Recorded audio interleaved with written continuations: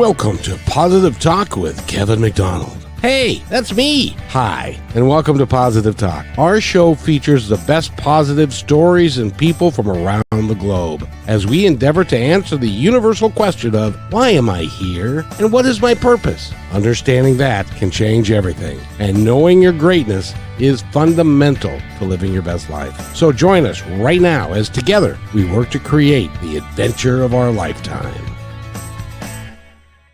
And welcome to the show, everybody. You know, I would like to think that I interview a lot of people doing a lot of things. Never interviewed somebody like this, I got to tell you. I've only done 2,000 people, but I've never had the pleasure of interviewing somebody who's an author. He's a podcaster. He's written over 60 books, both in fiction and science fiction and fantasy and a whole bunch of different genres. And if he wasn't busy enough, he decided to start a production company and a publishing company himself so that he could help other people do exactly what he's done over time.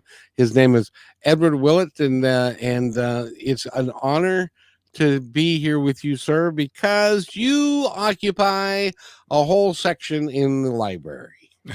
Yes, I guess I do. Under more than one name too, so. Exactly. And so it's all by genre and what you do and the nonfiction and you talk about writing a great deal. That's what your podcast is kind of based on and how that all works. And so it really is, it'll be fun for us to talk about. How long have you been writing? And your first book came out and how long ago? Well, I started writing as a kid. The first complete short story I wrote, I was about 11 years old, and it was called Castor Glass Hypership Test Pilot. So you can see that my course was set very early on for science fiction.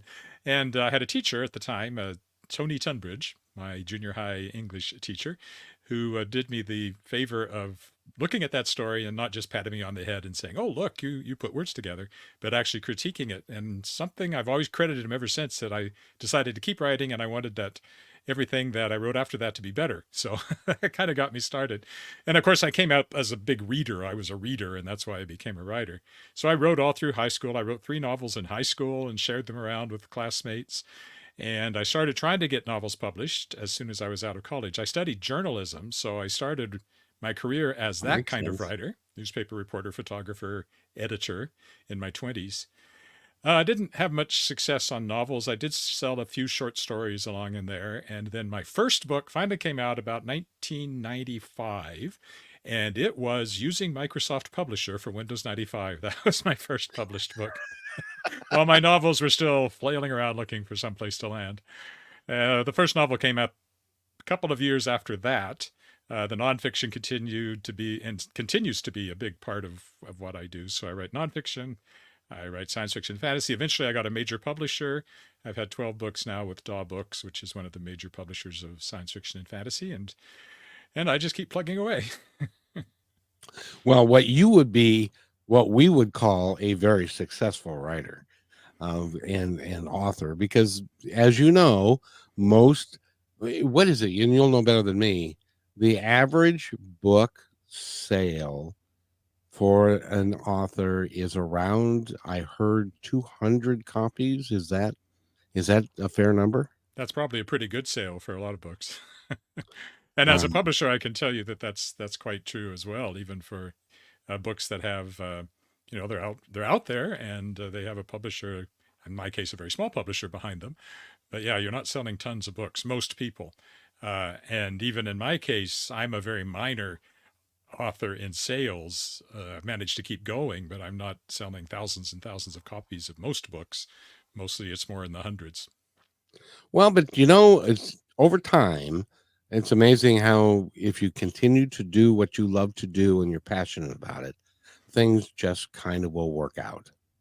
Well, if you're always there when the opportunity knocks and you answer the door, then you never know what's going to come along.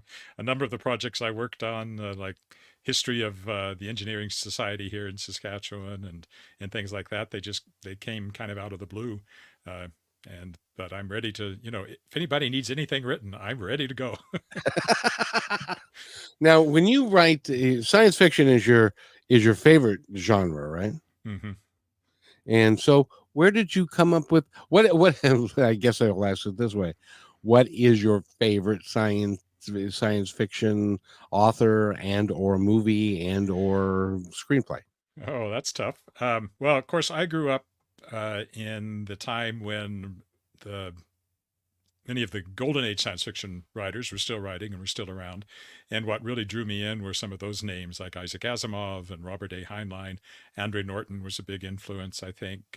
Ray Bradbury, Arthur C. Clarke, that era of writers is what I got hooked on science fiction reading. And these days, I don't know. I don't read as much as I used to because I'm too busy writing and publishing. Most of what I read is the stuff that I'm publishing. So I have some favorite writers that I'm publishing. But there's still authors that I really enjoy, like I like David Weber, for example. I like anything of his, and many of the authors I've talked to on the podcast, I've read their books and enjoyed very much. But it's difficult to list them because I like a lot of them.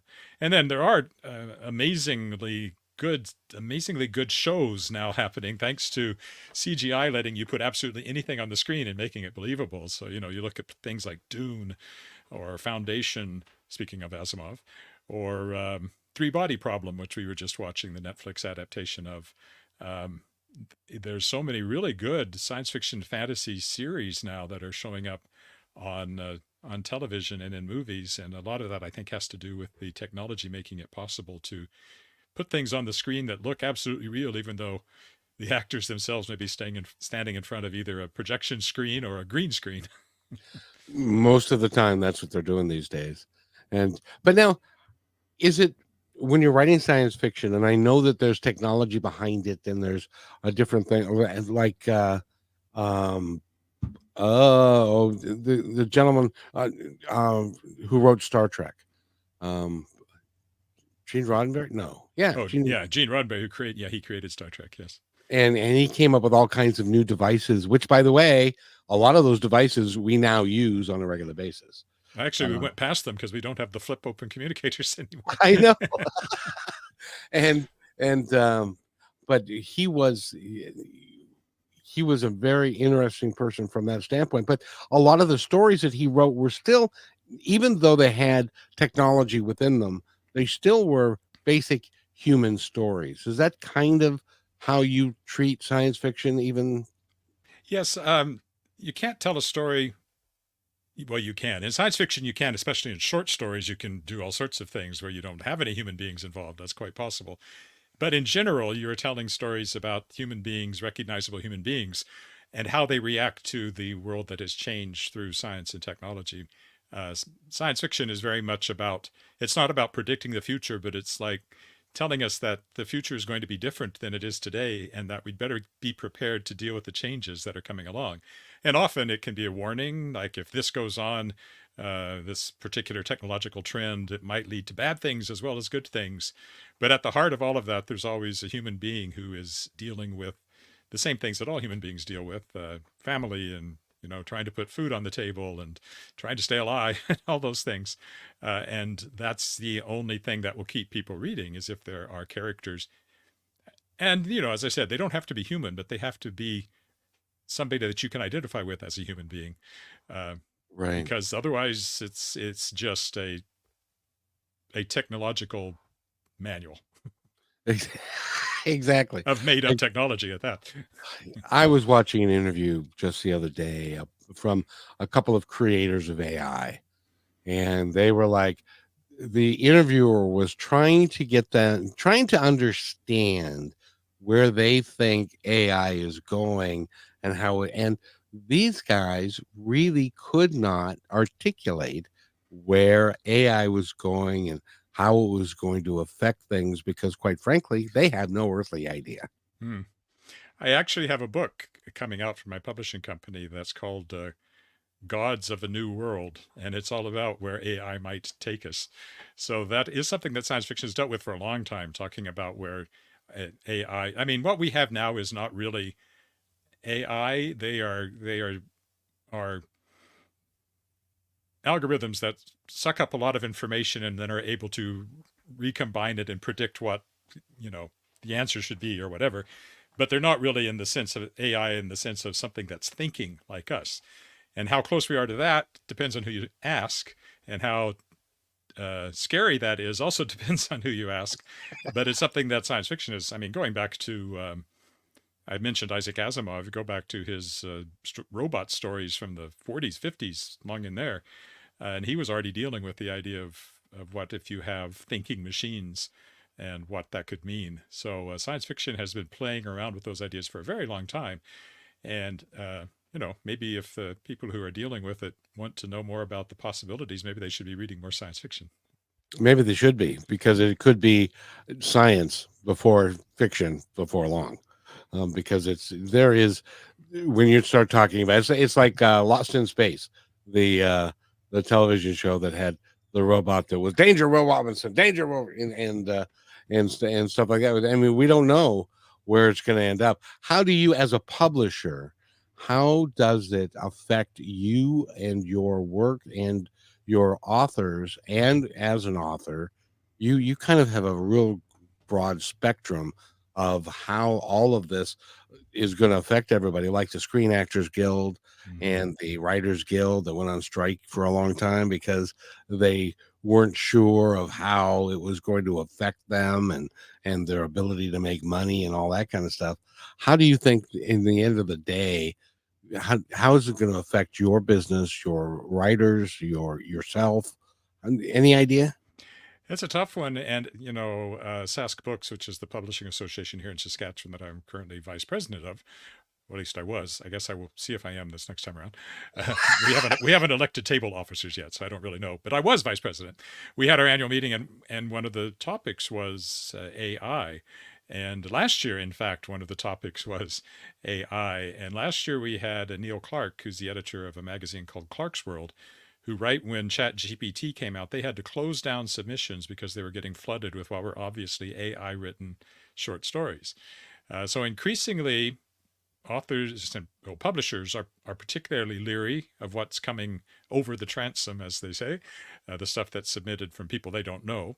And the contracts are being drawn up that, you know, authors have to swear that they did not use AI, or if they did, it was in some fashion that doesn't affect the telling of the story. It is a huge thing that publishers are grappling with. Now, in my particular case, almost every book I've published, and every book I'm likely to publish are people that I have a personal connection with, because I'm very small. I'm not wide open to submissions. But the publishers who are wide open to submissions really have to worry about it. And then, of course, there's the art, which I have used some AI influenced art on some of my covers. In one case, it was the author himself who actually works with AI quite a bit, generative AI, that created the cover, but he used that as a tool. So yeah, there's people who are really dead set against using any of that. And the concern is that all of these models are actually, the information they are getting is from, especially if they're trying to write, you can ask it to write a novel in the style of Edward Willett. And well, if it's doing that, what it's doing is sucking up any books that have my name on it and then regurgitating them in some fashion. Without me getting paid for their use. So that's another concern on authors' side of things. And I have no idea how it's going to shake down. Yeah, I really don't. As a matter of fact, I know that there is, and his name escapes me, but there is an author who is suing somebody because it was AI published, but it was in their style, Yep. and it was very similar to what they would write in stuff. So it's we're in fascinating times because it's changing so quickly. Normally it'd be 5 or 10 years. Now it's like 5 or 10 months, and it's changing a lot. Yeah. Well, there's another science fiction concept of the singularity, which is the point at which technology hits a point where it goes up like that. And it's impossible when you're on this side of it to know what it's going to look like on the other side of it. As my wife likes to say, there have been a number of singularities if you think of it. The printing press was changed everything. Yep. The automobile changed everything. The internet changed everything. So we may be on the cusp of something like that where we can, and again, Science fiction does deal with that sort of thing. We try to look past those earth shaking developments and try to see what might be on the other side. But it's not a matter of whether or not you're going to get it right. It's just more a matter of getting people to think about it. And hopefully, then they're a little more prepared for whatever comes along and can get their heads around it and maybe find the way to navigate through it. Now, I know because you're doing a lot of writing, I'm sure the subject in your own mind has come up of, okay, we're having all of these changes happening in the environment and with animals and with the things. What's going to happen? Have you asked the question to yourself, what's going to happen in 60 years from now? What's the world going to look like? Do you have any idea? It's not the area that I write in, the near future. I'm far more likely to write something set in the far future when everything that has happened in the next 60 years is ancient history. So I don't want to make any predictions. I'm generally optimistic, and I'm generally think that so much of the negative thinking is somewhat driven by doom scrolling, that people really like scrolling through their social media and reading all these horrible things about whatever it is that they're particularly concerned about, or that, and especially if it reflects badly on whoever it is they disagree with. um, I'm hopeful. um, I'm also old, so I won't be here in 60 years. So Oh, come on. Who unless knows? unless technology advances, in that direction as well, in which case I will gladly take advantage of it. But I won't make a prediction. Well, who knows? It's going to be one of those things. And the beautiful thing about science fiction is it could be like a million years in the past, or it can, in another civilization, or it can be a million years in the future. And and so you really have got a free reign of how you're going to build a story. Because, like, if you do westerns, there's a certain amount of things that you cannot do if you're going to do a western. Mm-hmm. Driving a car would be one of them, and stuff, because you have to have a horse and stuff. But if you're doing um the type of work in science fiction that you do, I imagine that you can create anything that you want. Is that kind of give you a freeing feeling? Yes, and it's one reason that I've always been drawn to it. And I said I wouldn't make a prediction, but if somebody came along and said we're doing an anthology of stories set 60 years in the future, would you write one? I would totally write one. I could write two or three. I could write any number of them with different predictions of what 60 years from now might look like. So yeah, that it you can sometimes science fiction writers get axed. No, they don't get axed. They get asked. Sometimes they get axed. I don't know. They get asked, why do why do you write that crazy stuff? And why aren't you writing, stories set here and now about the problems of people today? And my reaction has always been, well, why aren't you writing science fiction and fantasy? If you throw it to fantasy as well, then, anything you can think of, you can turn into a story. You can create characters. You can create entire worlds. In fact, my podcast that we mentioned is called The Worldshapers, for that reason, and also because it tied into a book I published. But it's that idea that you can shape entire worlds. You're only limited by your imagination, and the human imagination is not very limited. It's one of the things that I think that AI is going to have a problem with. I don't think that ultimately that they can come up with truly unique and creative works of art, either as an author or a musician or any of those, because they don't have the consciousness and they don't have the soul. Does that tell I me think I'm right? I think that's true. However, I think that for some markets, if all you're looking for is a new story in a long running series with the same characters and a different iteration of it, maybe there's for people who are interested in reading that kind of just pure entertainment, I don't know, AI might be able to do that. But if you're looking for something new and something with new insight and something with a turn of phrase that's unexpected, I think that will still be human beings, although that might just be wishful thinking. Well, the way I look at it is it's kind of like well, I'll pick the Beatles because I grew up with them. I'm a little older than you, but when the Beatles came out, their style of music was so different. Nobody was doing anything like it, and they continued to evolve through it. I I don't know that if do you think that AI will be able to create things that have never been done before, or are they going to regurgitate what's already out there? I think what we currently have is purely regurgitating what's already out there. It's pureeing it and then spitting it out in some new fashion. That's a rather disgusting image, but maybe that's appropriate. Uh, vomiting out stuff that it has regurgitated. They're That's just gonna puke it out there, yeah, baby. yeah, and maybe art will become more of a boutique thing that people are connoisseurs of human art and they're not interested in the stuff the AI is turning out, and so it becomes a niche.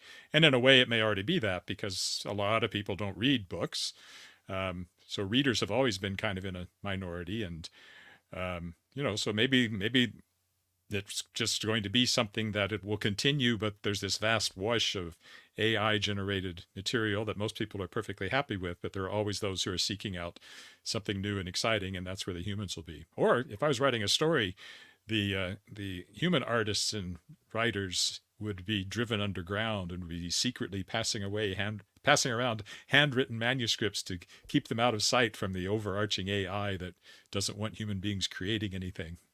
There's a story. There is a story. That's going to be another book. I can feel it. By the way, we're talking with Edward Willett, and when we come back from this break, because I got to take a quick one. It's just 30 seconds long, but I would like to talk about your publishing side, and because there's some authors out there going, I wish I had a publisher. What do I need to be able to get my book published? How can I get their attention? So let's see. Can we talk about that when we come back a little bit? We certainly can. And that's because it's my show and you have to. Exactly. We'll be right back.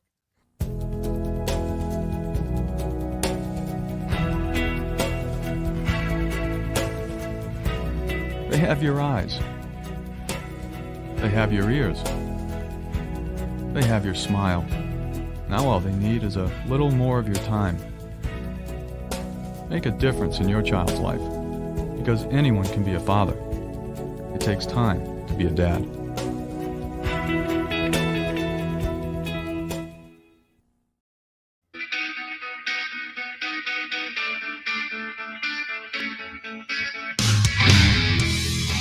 And welcome back to Positive Talk with Kevin McDonald. And we have got a great guest. He's written over 60 books, and he's a publisher, and he does all kinds of stuff in his world. He's also a podcaster. Edward Actor Willett, and singer too. Actor and singer. Can you play an instrument? Not very well. I can play a few of them badly. That's okay. Edward Willett is our guest, and he is a publisher. And why did you decide to become a publisher, to publish your own works, or was it easier to do that, or did you decide you wanted to maybe, I don't know, help other people that were authors get published? Well, it kind of came about. I had two projects that I wanted to originally self-publish. One was a collection of my short fiction. I don't write a lot of short stories. I've written more in the last few years than I did for years. But I had enough that I thought I could put out a collection of my short fiction. And then I also had my grandfather-in-law's First World War memoirs. So this house that we're in was his house. They bought it in 1939, and it's been in the family ever since. It's still full of their stuff, actually. And one of the things that I found in the house was he had written his memoirs late in life. He died in the late 70s. And it was in the 70s when he wrote his memoirs. And they focused almost exclusively on his First World War experience. He was a truck driver originally, and then he joined the RAF as a navigator on a Handley Page bomber and was shot down and finished the war in a prisoner of war camp. So he had experiences to talk about. And I had put out some of those online, unedited, just on my blog as a sort of tribute. And all the time I was thinking, this would make a book. It would take a bit of work to pull it together, but I'd like to do that. So I had these two projects, and I wanted to get that out in time for the centennial of the armistice in 2018. And I was talking to a local publisher, Heather Nichol of Your Nicholsworth Publishing, and she said, no, don't self-publish, start a publishing company.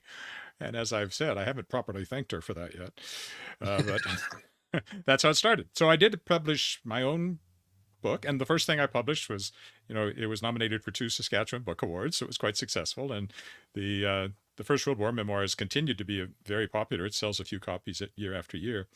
So I had Shadowpaw Press. And then I also had a whole bunch of my books that had come back because I had killed the publishers, metaphorically. They published me and then they went out of business. So I don't think it was my fault, but that's what it felt like. So I had these books that the rights had come back to me and I wanted to keep them in print. So my first 2 or 3 were that. But then I published the first in an anthology series featuring a bunch of other authors. And that came about from the podcast and joining Sask Books, the publishing association I talked about. And at their annual meeting in 2018, I think it was, 2019, 2018, 2019, there was somebody who came in and talked about kickstarting an anthology. And I thought, hey, I know some authors, all these authors I've interviewed. And they were like people like John Scalzi and David Brin and Joe Haldeman, big names in the field. And I thought, I wonder if I could get them to contribute stories and I could kickstart an anthology. And I did. And so Shadowpaw Press was suddenly publishing other authors as well. And it's just grown from there. I was writer in residence at the Saskatoon Public Library in 2019 going into 2020. And I met an author there, worked with her book, and I liked it. And I said, if you're looking for a publisher, I might be interested. And she decided she was. And so that came out. And then I had another author I talked to, had a young adult book that he hadn't found a publisher for, and he wondered if I'd be interested. And I was, and I published that. And then I decided I'd do some reprints because there were a number of books that were orphaned by one of these publishers that went under, who's also my publisher, Kato Books here in Regina. And I picked up several of their books and brought them out in new editions.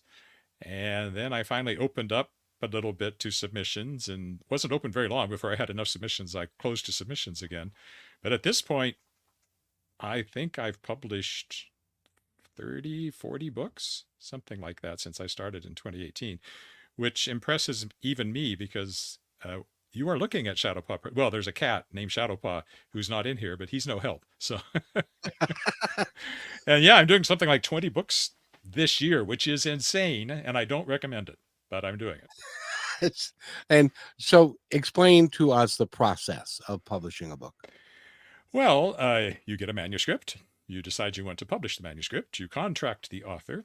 I'm a traditional publisher. That means there's a royalty basis. It doesn't cost the author anything. I take the risk up front. I have another published company, Endless Sky Books, which is more of the hybrid model where authors pay up front and then they get the sales on the other end. So it just kind of shifts the risk a little bit there.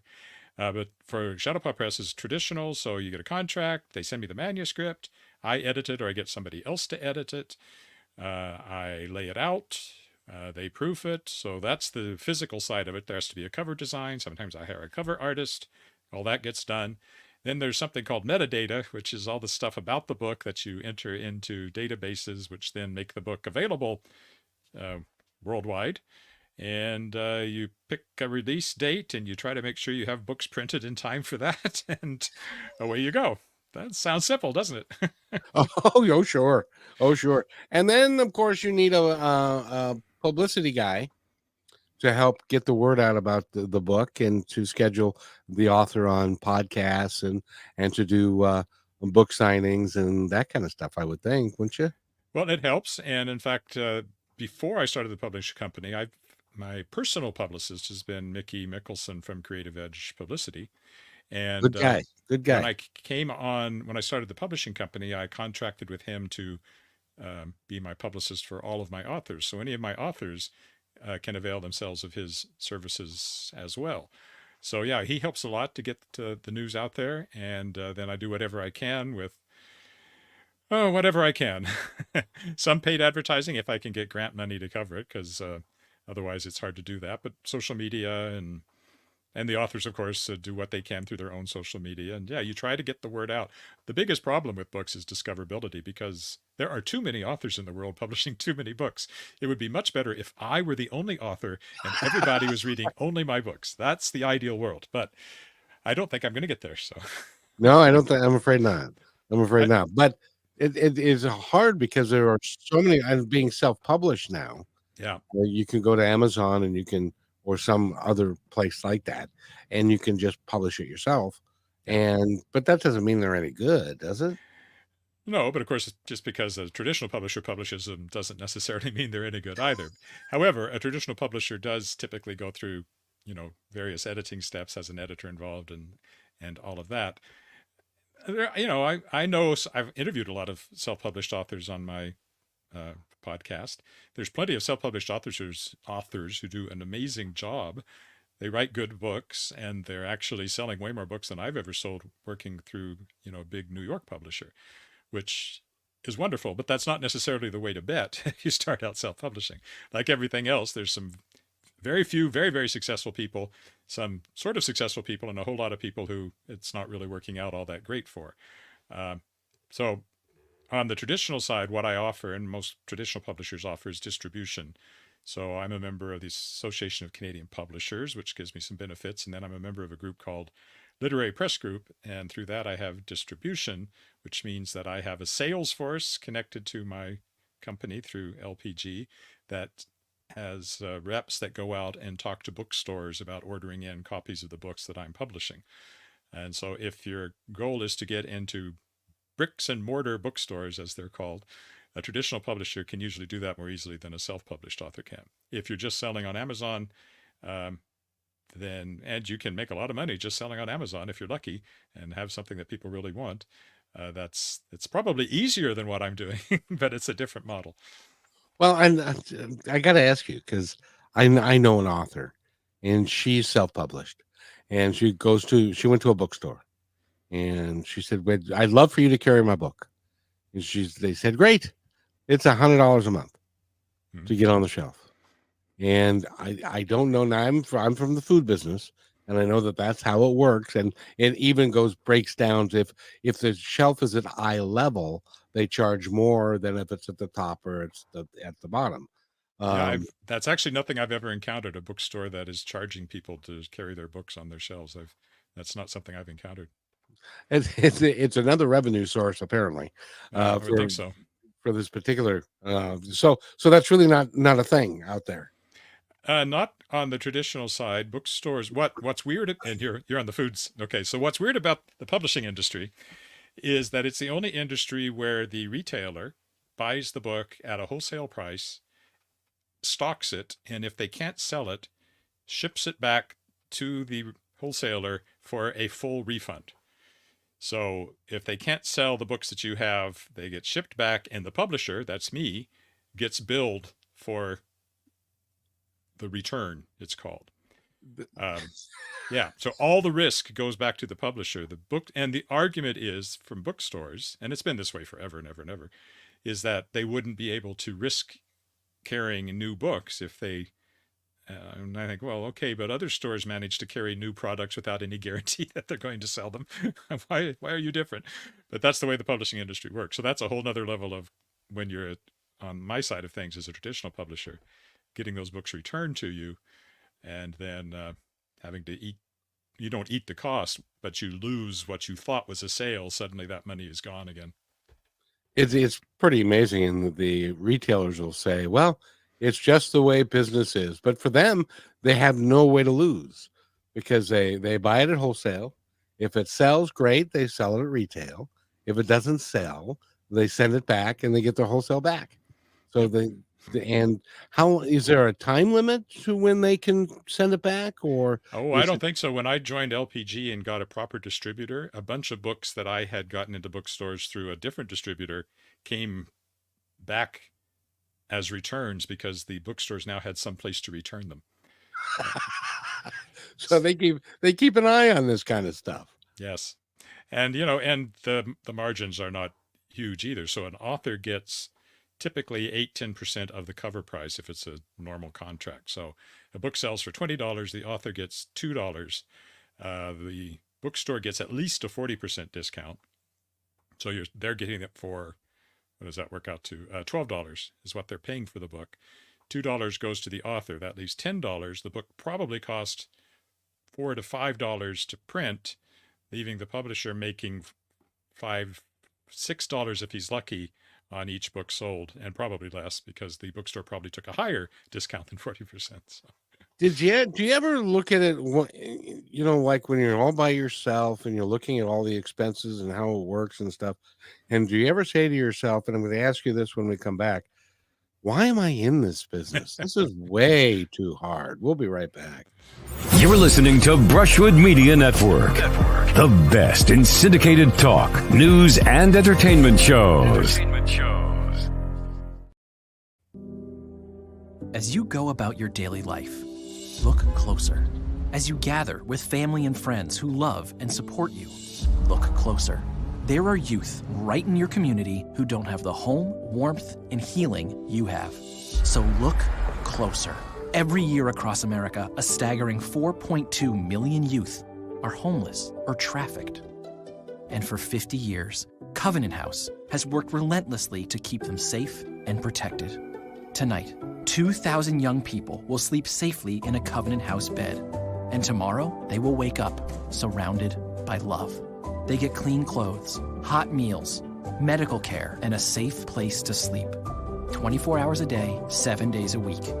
In sites across America to help them fulfill the great promise of their lives. So look closer at Covenant House. To help or get help, go to covenanthouse.org.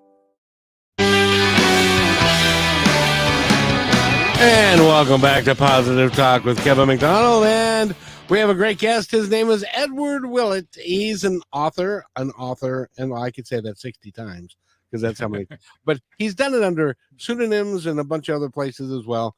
And he's done science fiction, and he's done nonfiction, and he's a publisher, and he's a podcaster. And I don't know when I have trouble just keeping up with what I'm doing. I can't imagine all the things that you're doing, but so to answer the question, do you ever sit there and go, good Lord, why am I in this business? It's awfully hard to make a buck. Yes. In a word, yes. But it's like writing, if you're writing for money, then that's just dumb. A few people make a lot of money, a few people make a little money, and a lot of people make no money. There has to be another reason, and it's the same, at least where I am at right now. If you're like Simon and Schuster or, one of the big publishing companies, well, obviously they're making money and they have ways to do that. But if you're me, I have no overhead, at least, because there's no staff. The cat gets paid in cat food. So, but at the same time, there's not a lot of money. There's not, at the moment I've got one book that's selling really well because it's by a major author, Robert J. Sawyer. I have his latest novel, The Downloaded, in print. It was an Audible original first with Brendan Fraser in the cast. So it's already had a lot of attention, and he's very, very good at marketing. So it's been selling quite well. But most books don't sell that much. And so most of us, especially in Canada, rely on grants. We're lucky in Saskatchewan that Creative Saskatchewan, which is a government agency, I guess you'd call them a government agency. Are they a crown? I don't know. Anyway, they give money for creative endeavors. They fund, movies and provide funding for movie makers and music makers and book publishers. So, I rely on that, and there's a marketing grant I can get from them, I hope. But and I think most publishers are like one failed grant away from being in real trouble in Canada. So why would you be in that business? You have to love books, and you have to love stories, and you have to love, I have like here, right in front of me, I have a stack of books that I published. All of these are from Shadowpaw Press, and just recently. And there's something really great about having something that never existed before, a story that never existed before, and you're getting it out into people's hands so that they can read the story, whether it's in print or in ebook. It's just, that's the reward at the end of the day. And eventually, if I can't keep it going, I won't keep it going. But these books that I've published will always, they'll be out there. Those print copies will be out there, and people will keep discovering them. And it's the same with my books. The ones that, were printed a long time ago, published a long time ago, might be hard to find now, but somewhere out there are copies of my books, libraries, places like that. People are finding my words and my stories, and that has to be the reward ultimately, I think. It's a legacy. Yeah. You're building a legacy, and it's going to be in the library. Somebody's going to pick it up from a used bookstore. I'd like to point out that I'm at least the third Edward Willett that shows up as an author. There's one in the 18th century, there's one in the 19th century, and now there's me. And, I would never know about those guys if they hadn't written books. So, although it is odd because if you Google me, sometimes the algorithms have gotten confused, speaking of AI, and they think that I'm the same Edward Willett that was writing dime westerns in the 19th century, which makes me really, really old, but somehow they don't pick up on that. So I'll see those books listed sometimes in a list of my books, which is pretty funny. Indeed, dime westerns. Yeah. Yeah. Go back a ways. They had titles like Kip the Flatboat Boy and things like that. So, well, one of my favorite authors of all time was Louis L'Amour, and he did westerns for forever, and but they ended up being the same book with a different cover after a while. Yeah, and the dime novels are a whole thing. I mean, they were the cheap entertainment of their day, and westerns were very popular, although they were probably mostly read by people in the East, not the people in the West that were experiencing them. So, yeah, the people in the West didn't have time to be reading books because they were too busy dodging bullets and trying to feed themselves.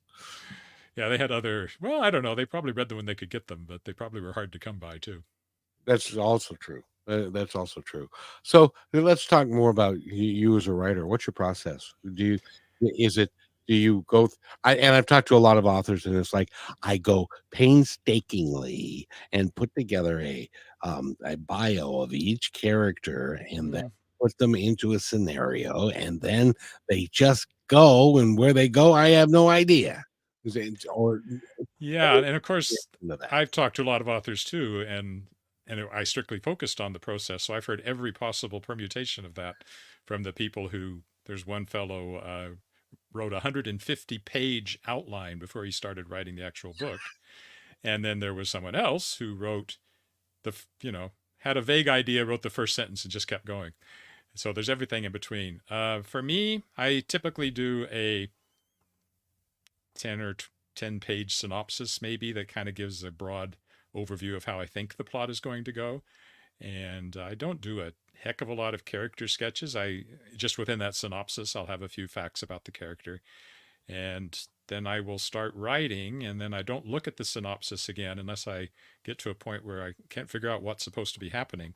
And then I'll go look, and sometimes I'll say, oh, right, I had a better idea then. But sometimes I've had a better idea in the current writing, and I just have to replot rather than even use what I originally had in the synopsis. So in the field, we talk about pantsers and plotters. Pantsers write by the seat of their pants, and plotters have a detailed plot. And I guess I'm kind of in the middle, so a plantser or a potter. I don't know. Now, I got to ask you if you know of anybody in your travels that this has happened to, and maybe you've interviewed her. I don't know. Her name is Sonia Pollock, and she's a orthodontist by trade, and she had in her mind for a long time to tell the story of her life, and so one day she wakes up out of a dead sleep at 4:00 in the morning to a voice that says, "It's time to start writing." And so she thinks she hears this person in the room, and so she's looking around the room and doesn't find anybody. Puts her robe on, goes in the house. She swears that came from not hers, from outside of her, and so she calls her therapist or texts her therapist at 4:00 in the morning. She must have pretty good rates, and the therapist texts back and said, "Well, did you start writing?" So she sat down and she wrote from 4 to 5. And then whatever it was that motivated her stopped. And so the next morning, same thing happened for 18 months, every morning, including Christmas, New Year's, every morning from 4 to 5, she would write. She wrote 10,000 pages that turned into 4 different books. Have you ever had anybody have that happen that you know of? No, that's a first. I don't know if she was on medication, but she's an orthodontist. So, I don't know. Well, brains are funny things. So, it's something in the back of the brain is talking to the front of the brain, and maybe it feels like a voice that's coming from somewhere else, but I don't know. No, that's a new one. I've never had that experience. Well, but I'm sure that when you get an idea for a book, that you're either driving, you're in the shower, you're gardening, you're doing something, and a thought will come to you. Is that fair? Generally, I get ideas for books when I'm ready to write a book, and then I start thinking about ideas. And they rarely hit me out of the blue. It's something that I put my mind to, and I'll start throwing things around. It's like, throw something against the wall and see what sticks. And it can come out of anywhere. So, that's the old story of where do you get your ideas? That's a question that people claim to hate, but I don't know why, because it's a perfectly legitimate question. And I look at some of them, like I wrote a book called Andy Nebula Interstellar Rockstar. And it was two very different things. It was I was working at the Saskatchewan Science Center at the time. After I was at the newspaper, I worked there, and we had an exhibit on how memory worked. And I started thinking about, well, what if memory worked in a different way? What if at the end of each day you had to consciously choose the memories from that day that you're going to keep, and you discarded the others? It was a conscious process. So I created aliens that worked like that. And then the other thing was a story I'd read from Japan about these one-hit wonder. They were like 14-year-old girls who'd be a huge star for one song, and then that was it. And I took that and put it into the future, and I threw those aliens in there, and I had Andy Nebula, Interstellar Rockstar. So the ideas are I think my favorite quote from an author about that was David B. Coe, who said that ideas are like neutrons. They're sleeting through you all the time, and you have to be dense enough to stop a few of them. Well, one of the titles that raised my fancy was Soul Worm, and that was your first novel. First published novel, yeah. So what was that one about? Oh, now that's interesting. I grew up and I worked as the newspaper reporter in Weyburn, Saskatchewan. Now we're in the middle of the Great Plains, and it's pretty flat. But in Weyburn, there's a hill. There's a river, and then there's this hill that's up above it. Not very big hill, but when there's no other hills around, it stands out.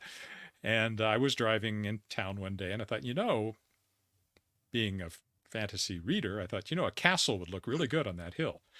And then I started thinking about how I could do something like that. And I decided that in an alternate world that has the same topography, that hill is there, and there is some sort of castle on it, or as it turned out, it was more of a temple in the story. And then what if somebody from that world came into our world? And that was kind of the premise of it. Then the soul worm, it's basically a demon-like thing that comes in from that world and possesses somebody in our world. And then this girl who's in the other world, only her mind gets sent through, and it's sent through by accident. She's not supposed to be the one who comes through because she's not really prepared for it. And then somehow she has to find a way to stop this demon thing from spawning and taking over our world, because it feeds on violence and hate and stuff like that. And, we're quite the feast for something like that. So, yeah, that was it. But that was the initial idea. It was just looking at the landscape and thinking, what if it looked a little different? What if there was a castle on that hill in our little prairie town? And everything else was just a matter of throwing ideas around and seeing what worked. Use your imagination here. Okay? I want you to pretend real quick that you're 200 years in the future. They've just recently discovered how to go back in time. All the history books have been changed and written by the victors, and so it doesn't represent what actually was going on at the time 200 years ago. And now you come back 200 years. What would your opinion be, and what would you find here? I think I would think that it was a period in history very much like other periods of history, with the one difference that everybody knew about what everybody was thinking all the time, and it drove them crazy. I think that's what that would boil down to. That's a really good idea, because with Facebook and social media and all that. Oh, and the other thing is, in social media, if you look at social media of today, everybody's on their best behavior. Everything's going well. Look at my picture. Look at my family's picture. We're doing so well. We are all so happy. My life is going great. And then you're sitting there going, why isn't my life going like Yeah, that? there's some of that for sure. Yeah.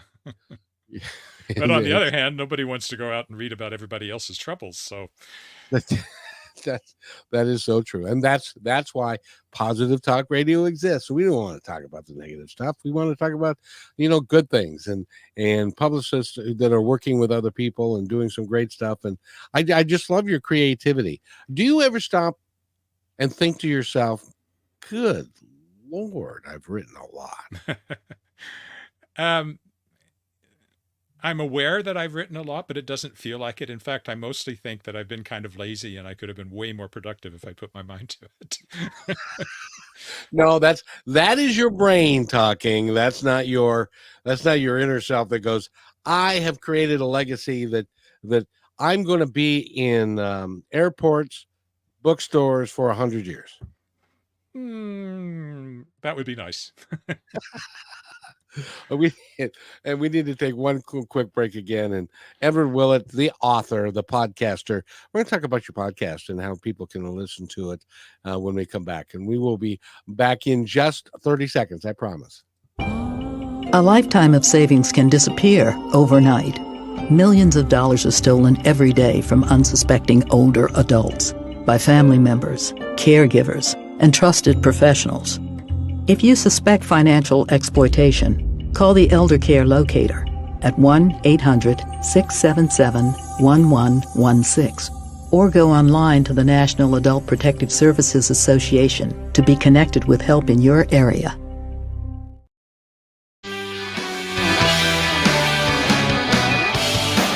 And welcome back to Positive Talk with Kevin McDonald. And we've got Edward Willett. He is an author. He's a podcaster. And the name of his podcast, of course, is The Worldshapers. The Worldshapers. And he talks to authors and all kinds of different folks. And as a matter of fact, there is a show on the Brushwood Media Network. I need to hook you up with her. Her name is Mary Jackson, and she does a show called Cover to Cover. I would love for you to be on that show. I would love to be on that show. I'd love to be on any show, especially if people buy my books afterwards. Yes. Well, and she's got 300,000 or 400,000 listeners a month. So nice. So that's very cool. And so your podcast, and you interview authors and talk about the process and what they do. What is the most unique process that you have from somebody that you've interviewed? Well, I think that goes back to the fellow I mentioned who wrote the 150-page outline. And he's a very successful author. The Demon Cycle, his name is Peter V. Brett. And what's also interesting is that reading something else, I guess it probably came up in our interview, but I remember reading it elsewhere, is that he actually wrote it, I think, on his phone while riding the Underground in London. So, yeah. And then, but he had a 150-page outline before he started writing. And I said to him, well, you know, people would say, doesn't that kind of take the fun out of the actual writing process if you've done that much planning ahead of time? And he said, well, nobody said it's supposed to be fun. It's work. It's a job. So, so that one was rather unique. And then I mentioned on the other end, it was Kildare Blake, who actually lives out your way somewhere, who's a very, very well-known YA author. And she was the one who had this idea of queens who were they were human, but they were sort of like the queens in a beehive where only one can survive, but they were sisters. And she started writing because that's what she had. And she started with one sentence and just kept going. So those are the two extremes of the various processes I've run into. But otherwise, it's always a variation. Some people write in coffee shops, some people write in their offices, some people write in the nighttime or in the morning or whatever. There's a million ways to do it. And one of the things about the podcast that's fun for writers is to realize that however you're doing it, it's not wrong. There's somebody else doing it that way or doing it in some even weirder way. There's no one way to do it. All that matters in the end is the final product. If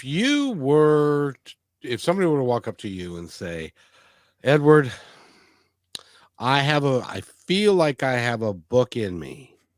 I'm sure you've had lots of people say that to you. I feel like I've got a book in me. See a doctor, have it removed.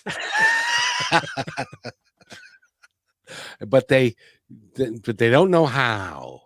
So, and they say to you, Edward, give me some advice. How do I start writing a book? What would you tell them? It's actually something I've had as a writer in residence and writing teacher. And I only have one answer. And that is, first of all, you have to read. You have to be a reader. You can't write books if you don't read books. You particularly can't write science fiction fantasy if you don't read science fiction fantasy, but you can't write mysteries if you don't read mysteries. And, you know, you have to be a reader to see how words are put together and how people tell stories. And then the second part is the part that people don't like, which is you sit down and you start writing. You start putting words together, one word after the other, and it's a lot of work, and it may lead nowhere, and you may throw away thousands of words, and you may write a dozen books before you get published, like I did. I think it was Stephen King that said the biggest difference between successful writers and those that fail are that the successful writers simply never gave up. Yep, kept going. That is kind of like how life works. If you quit, you can't win. Yeah, but if you keep going, you can't have a published book if you don't write it in the first place. that's exactly right. I wanted to ask you too. When we look at the different ways, I mean, you've got the published books, you've got the hardcover and the soft cover, but then you've also got audio books and you've got Kindle and all that. What do you think is going to be the most popular way that people are going to get written material in the future? I don't know. I would have said that ebooks were going to take over, but in fact, there are people that my daughter is 23 and she doesn't read ebooks. She's got a room stacked full of print books because she likes print books.